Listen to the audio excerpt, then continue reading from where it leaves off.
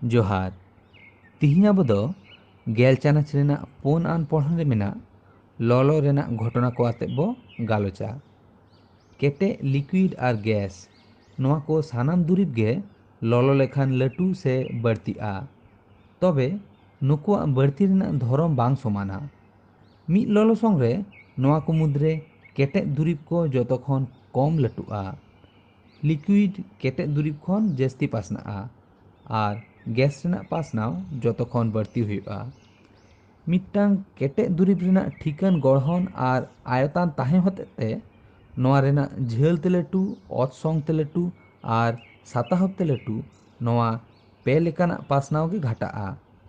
मेनखान liquid और gas दुरीब कोरेना ठिकान कोनो गढ़न और साताहब बांग ताहे खातिर ते नोआ कोरेना एखेन साताहब गे लटुआ मेनखान झेल ते लटू से अत संग ते पासनाव बांग नेल ᱧᱟᱢᱚᱜᱼᱟ दिनम दिन रेना अभिज्ञता रे केटे दुरीब रेना पासनाव से एक्सपेंशन दिनम दिन रे एमन घटना को नेल ᱧᱟᱢᱚᱜᱼᱟ जे कोनो कांच रेना सीसी से बोतल रेना मोचा रे धातु ते तैयार सुपी आयमा धाव अनंका भावते आटकाव गदोआ जे नोआ दो सलहेते बांग झिझि लगिदोआ उन जोखे सुपी दो कटी ललो लेखान आलगा तेगे झिझुआ नोडे ललो लेखान धातु ते तैयार सुपी रेना गुल्है बेढ़ाते ललोते लटू होई खातिर ते अनंका हुआ आतो से नेलोगोआ डांगरा गाड़ी रेना चाकारे मेढ़ेद रेना बेड़ पढ़ाव वक्त रे ललोते लटू रेना धरम कमी रे को लगावा नोआते मेढ़ेद बेड़ रेना गुल्है बेढ़ाय दो काठ रेना चाका खन कटी कम हाता हुआ मेढ़ेद रेना बेड़ दो लाहारे ललो काते लटुई हुआ और ललो लेखान अडी सलहेते मेढ़ेद रेना बेड़ दो काठ रेना चाका मुद्रे पढ़ाव गानोआ निये परे बेड़ दो लाड़े चो लेनखान ओना कटिजोते काठ चाका चेतान रे बैसोआ और बेगर जुलुई तेगे उरी सहित नोआ चाका सावते केटे सहित आटकाव ताहेना आयमा वक्त रे मोटा कांच रेना गिलेस रे ललो दाग दुल लेखान ओना दो पाड़ागोआ नोडे दह जायगा रे ललो दाग दुल खातिर ते नोआ दह जायगा रेना भितरी से जस्ती लटुआ मेनखान कांच दो ललो रेना बैड कंडक्टर हुई खातिर ते दह जायगा रेना बाहरे रेना हिस दो मिद गे ताहेना आदो एखेन भितरी रेना हिस ललोते लटू खातिर ते सिरजेनान दाड़े रेना अरसंग ते गिलेस दो पाड़ागोआ हेराकिन रेना ललो कांच चेतान रे जारगे दाग से जे कोनो लेकाते रेयार दाग छिटकाव झाग लेनखान ओना हेराकिन रेना कांच दो आयमा अक्तो रे पाड़ागोआ नोडे हों दाग झाग ठाव रे कांच रेना आचका सिकुबो खातिर ते आर ओना रेना सलहेते रपुद धरम खातिर ते कांच दो रपुदोआ सेदाय दिन रेना टेक्नोलॉजी रे बारिया रेल लाइन बैसो मुद्रे किछु फाँक को दहे ताहेना ललोते लटूते जाते रेल लाइन को आलो कड़बे मा ओनाते अनंका कराव हुयुग कान ताहेलेना आयमा क्षेत्र रेगे लटू ब्रिज कोरेना मूल ढांचा दो धातु रेना हुयुगा और धातु दो ललोते लटू और रेयारते कटिजोते ब्रिज दो रपुद रेना संभावना ताहेना ओना होतेते ब्रिज रेना मुचाद पाहटा रेना मिद धारे रे अत जापा हिस रे किछु केटे गुलट चाका बैसव ताहेना और ललोते तिने लटू दाड़ेया उना जायगा हो एम ताहेना और चेतान हिस करे किछु लकिंग हिस नौका भाबते ताहेना जहाते ललो और राबांग दिन रे ब्रिज रेना हिस लटू से कटिजोते कोनो लेकान दुर्घटना आलोमा घटा आतो करे खेत चेतान से आयमा अक्ते हाई भोल्टेज रेना इलेक्ट्रिक तार को नेल ᱧᱟᱢᱚᱜᱼᱟ तार को दो अडी आलगा काते गे आटकाव ताहेना ओना बांग कराव काते बारिया इलेक्ट्रिक पोल रेना समान जेलेंज रेना तार आकाव लेखान राबांग दिन रे ओना तार को कटिजोते पोल को ᱧᱩᱨ रेना संभावना ताहेना आरहों लक्ष्य लेनखान बुझुगोआ जे राबांग दिन करे ओना तार को दो कम झेल गे नेलोगोआ और गरम दिन करे ओना तार को जास्ती झेल गे नेलोगोआ। ठीकेन परिमाण ललसंग पाल्टावते भिने भिने केटे दुरिब रेना पासनाव भिने भिने लेकाते हुयुआ। ओना रेना बिनिड नेल लेगेबन। बारिया धातुते तैयार दुरिब रेया बिनिड बाइमेटालिक स्ट्रिप। मी परिमाण ललसंग पाल्टावते भिने भिने केटे दुरिब रेना पासनाव भिने भिने हुयुआ। ओना दो बाइमेटालिक पाती रेना बिनिड आते अडी सलहेते उदुग गानोआ। बाइमेटालिक पाती दो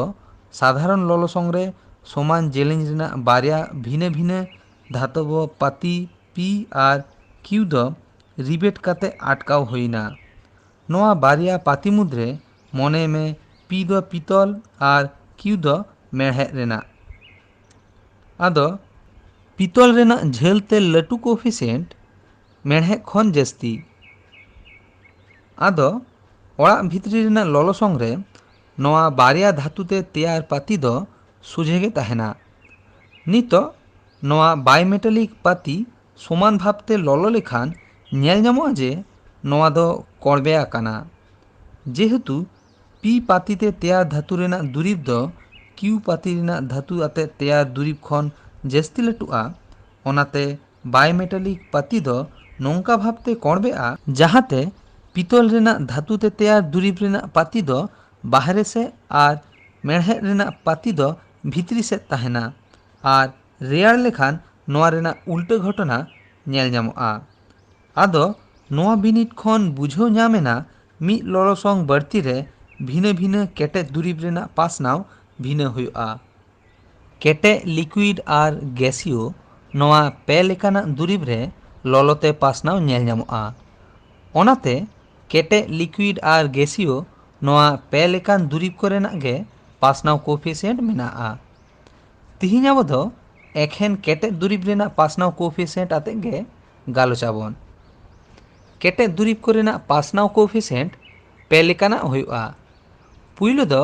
झेलते लटू रेया कोफिशिएंट से coefficient of linear expansion of solid. दोसर दो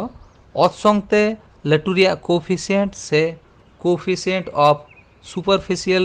एक्सपेंशन ऑफ सॉलिड। तीसर दो सतहप्ते लटू रेया कोफिशिएंट से coefficient of volume expansion of solid. नितो झेलते लटू रेया coefficient of linear expansion of solid. मिट्टांग केटे दुरिब मिमिद ललसंग से 1 डिग्री ललसंग बढ़ती लेखान मिमिद जेलेंज रे जहाँ तिना लटुआ ओनागे मेता को झेलते लटू रेया कोफिशिएंट। साब में थीटा 1 डिग्री सेल्सियस ललसंग रे कोनो केटे दुरिब ते तैयार डंडी रेया जेलेंज L1 और ललसंग बढ़ती काते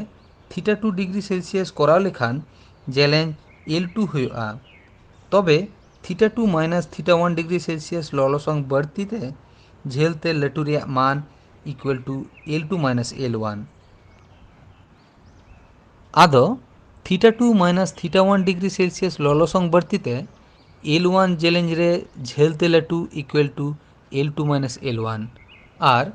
theta 2 minus theta 1 degree Celsius ललसंग बढ़ती ते मिमिद जेलेंज रे झेलते लटू equal to L2 minus L1 divided by L1। अतएव 1 डिग्री सेल्सियस ललसंग बढ़ती ते मिमिद जेलेंज रे झेलते लटू equal to L2 minus L1 divided by L1 into theta 2 minus theta 1। आदो ठाणो गोटा काथा लेकाते कोनो केटे दुरिब मिमिद ललसंग से 1 डिग्री ललसंग बढ़ती लेखान मिमिद जेलेंज रे जहाँ तिना लटुआ ओनागे मेता को झेलते लटू रेया कोफिशिएंट। अतएव alpha equal to L2 minus L1 divided by L1 into theta 2 minus theta 1 equal to जेलेंजते से झेलते लटू डिवाइडेड बाई पुइलो जेलेंज इंटू ललसंग बढ़ती। अतएव L2 इक्वल टू ऑल गानोआ L1 इंटू ब्रैकेट रे 1 plus alpha into theta 2 minus theta 1। केटे दुरिब रेना अतसंगते लटू रेया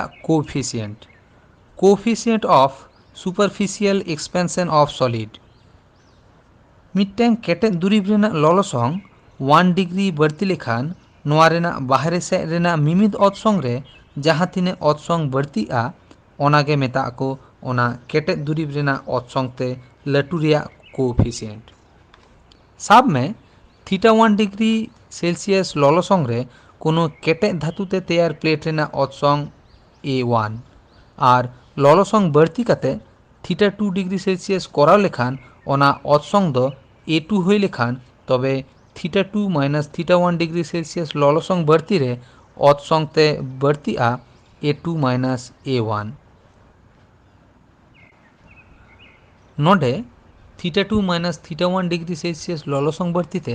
A1 অর্সং রে অর্সং তে লাটু equal to A2 minus A1 আর θ2 মাইনাস θ1 ডিগ্রি সেলসিয়াস ললসং বাড়তিতে মিমিদ অর্সং রে অর্সং তে লাটু equal to A2 minus A1 divided by A1 এতএব 1 ডিগ্রি সেলসিয়াস ললসং বাড়তিতে মিমিদ অর্সং রে অর্সং তে লাটু equal to A2 minus A1 divided by A1 into θ2 minus θ1 নিত যদি অর্সং তে লাটু রিয়া কোফিসিয়েন্ট বিটা চিহ্ন আতে উছান হুᱭᱩᱜᱼᱟ তবে ঠাড়ো গোটা কাথা লেখাতে অল গানোᱜᱼᱟ beta equal to A2 minus A1 divided by A1 into θ2 minus θ1 equal to বাড়তি অর্সং ডিভাইডেড বাই পুইলো অর্সং ইন্টু ললসং বাড়তি এতএব A2 ইকুয়াল টু অল গানোগᱼᱟ A1 ইন্টু ব্র্যাকেট রে 1 প্লাস বিটা ইন্টু θ2 মাইনাস θ1 কেটেজ দুরিব রেনাᱜ সাতাহব তে বাড়তি রেয়াᱜ coefficient coefficient of volume expansion of solid মিদটাং কেটেজ দুরিব রেনাᱜ ললসং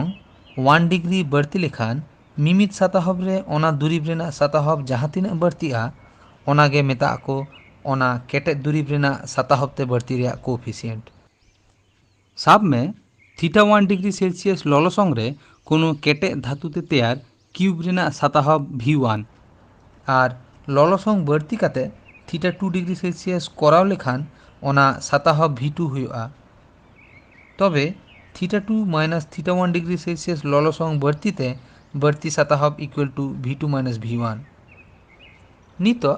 θ2 মাইনাস θ1 ডিগ্রি সেলসিয়াস ললসং বাড়তিতে V1 সাতাহব রে সাতাহব তে লাটু equal to V2 minus V1 আর θ2 মাইনাস θ1 ডিগ্রি সেলসিয়াস ললসং বাড়তিতে মিমিদ সাতাহব রে সাতাহব তে লাটু equal to V2 minus V1 divided by V1 এতএব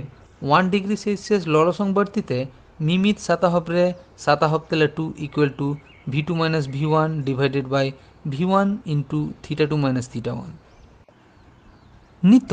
যদি সাতাহব তে বাড়তি রেয়াᱜ কোএফিসিয়েন্ট গামা চিহ্ন আতে উছান হুᱭᱩᱜᱼᱟ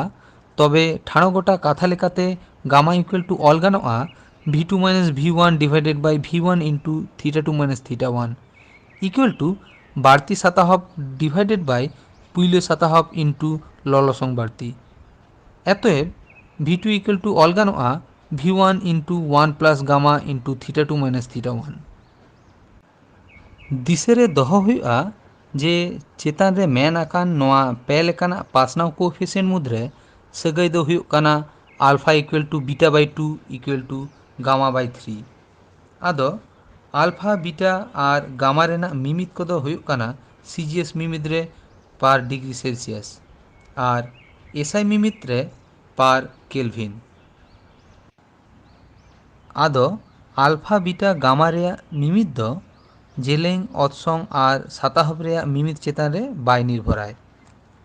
নিত নানা হুনার কেটেজ দুরিব করেনাᱜ ঝেল তে লাটু রেয়াᱜ কোএফিসিয়েন্ট রেনাᱜ মিদটান চার্ট ᱧᱮᱞ ᱞᱮᱜᱮ ᱵᱚᱱ পিতল রেনাᱜ সিজিএস মিমিদ রে ঝেল তে লাটু রেয়াᱜ কোএফিসিয়েন্ট ᱫᱚ 19 into 10 to the power minus 6 per degree Celsius সে 0.000019 পার ডিগ্রি সেলসিয়াস ও নঙ্কা লেকাগে মেড়হেᱡ রেনাᱜ সিজিএস মিমিদ রে ঝেল তে লাটু রেয়াᱜ coefficient 12 into 10 to the power minus 6 per degree Celsius নঙ্কাগে ইস্পাত রেনাᱜ 11 into 10 to the power minus 6 per degree Celsius তামা রেনাᱜ 17 into 10 to the power minus 6 per degree Celsius German silver রেনাᱜ 18 into 10 to the power minus 6 per degree Celsius আর Invar যাহা দ nickel আর ইস্পাত রেনাᱜ সংকর ধাতুতে তৈয়ার ওনা রেনাᱜ 9 into 10 to the power minus 7 per degree Celsius তিহিন দ नोडे धाबिज गे। आर नोआ को इदी काते बाडाय तेनाग से कोनो कुकली ताहेलेन तापे खान इᱧᱟᱹᱜ व्हाट्सएप नंबर से ईमेल रे भेजाव दाड़ेयाग पे। जोहार।